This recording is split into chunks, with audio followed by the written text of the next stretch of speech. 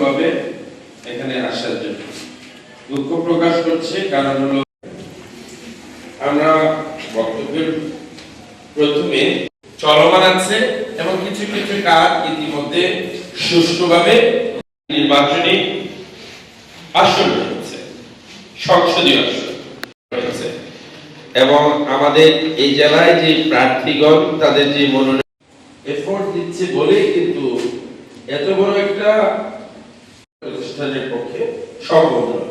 সেই জন্য জনগণের যেমন সঠিক প্রয়োজন হলে সেখানে আমরা গণভোট হা না থাকলে না বলবো।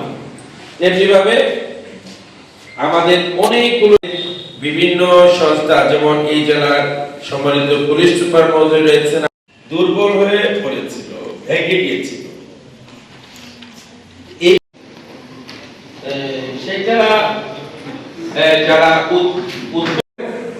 যে আকাঙ্ক্ষা আছে বৈষম্যহীন বিষয় হলো যে সবার কাছে যে জিপ কোড দিয়েছে উল্লেখ্য উচ্চ কক্ষ গঠনের মাধ্যমে দেশে কিরূপ পরিবর্তন আসবে, ভোট কেন্দ্রগুলোতে ভোটারদের জন্য নিরাপত্তা ব্যবস্থা কি ধরনের নেওয়া হয়েছে পক্ষে তারা না ভোট এখন সরাসরি প্রচার করতে এবং বলছে।